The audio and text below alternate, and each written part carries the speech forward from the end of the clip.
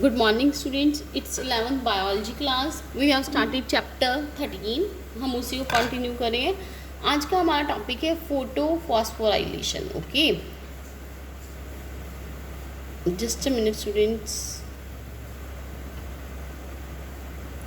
देखो, photophosphorylation is the process. ये एक ऐसी प्रोसेस है through which ATP is synthesize. जहाँ पे क्या है, ATP क्या है, सिंथेसाइज्ड फ्रॉम द ADP.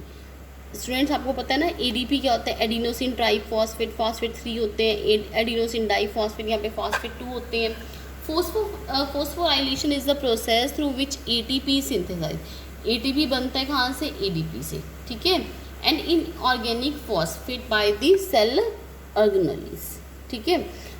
उसके बाद क्या है, like the mitochondria and the chloroplast. किसकी हेल्प से, एनर्जी जो कि कहाँ से मिलती है, सोलर रेडिएशन से.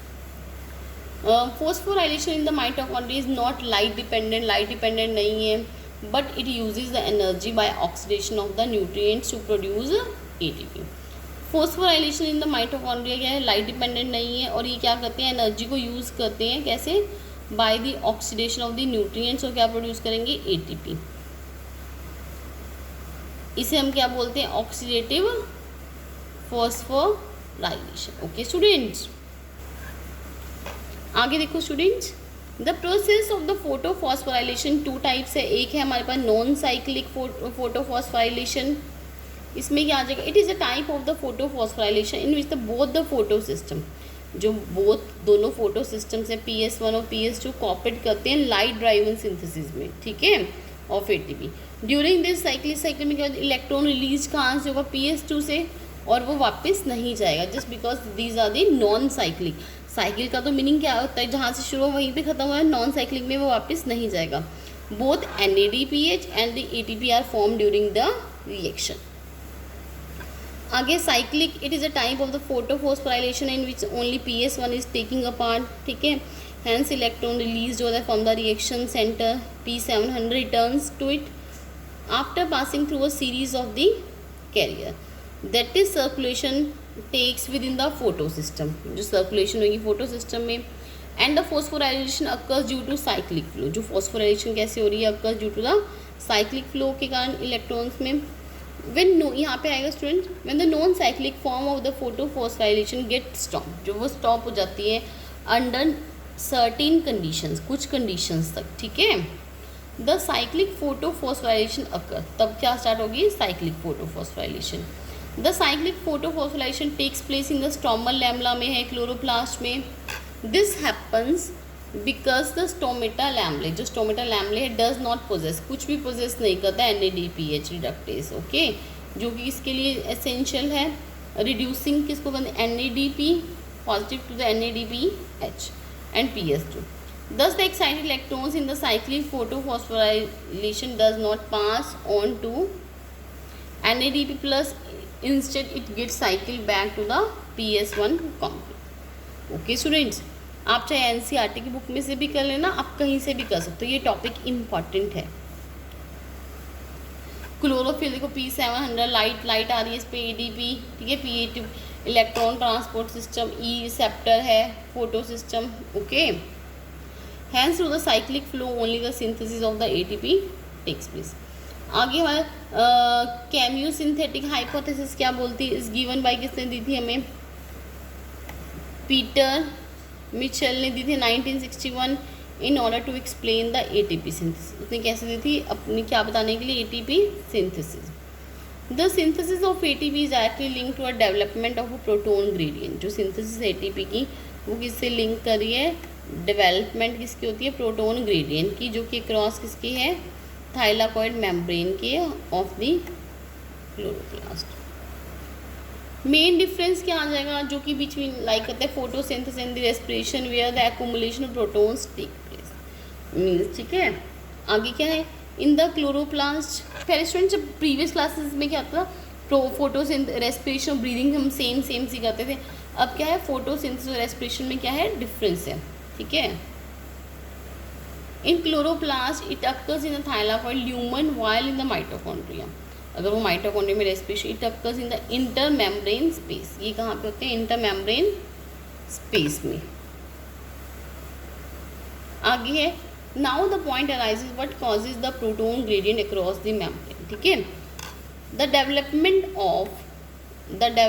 Of proton gradient result due to the reason. अब हम क्या पढ़ने जा रहे हैं? रीजन्स को। As the water molecule split, जैसे वाटर मॉलिक्यूल को ब्रेक डाउन हुई, स्प्लिट हुआ into the inner side of the membrane, the protons और द हाइड्रोजन आयन्स हैं वो कैसे प्रोड्यूस होंगे? वाटर को स्प्लिट करके, ठीक है, और फिर क्या हो जाएंगे? एक्यूमुलेट हो जाएंगे within the thylakoid lumen में। Transportation of the protons takes place across the membrane, membrane के क्रॉस होगी when the electron moves through the photo system.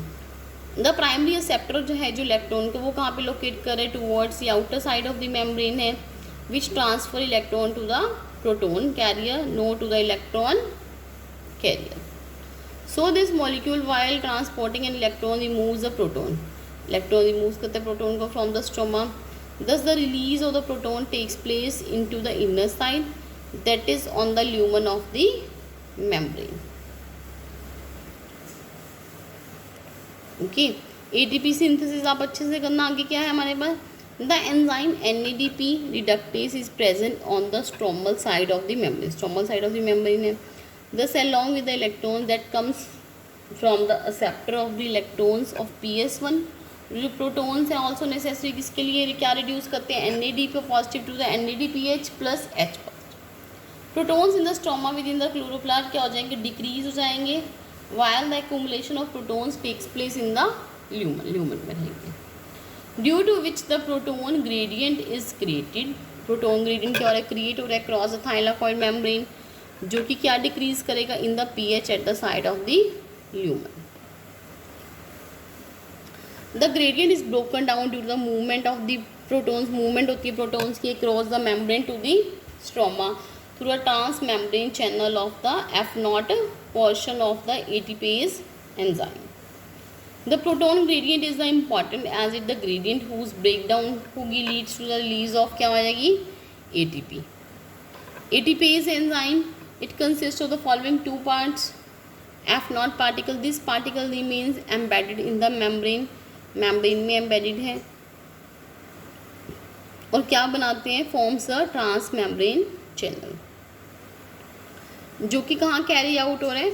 Facilitated diffusion of the protons across the membrane.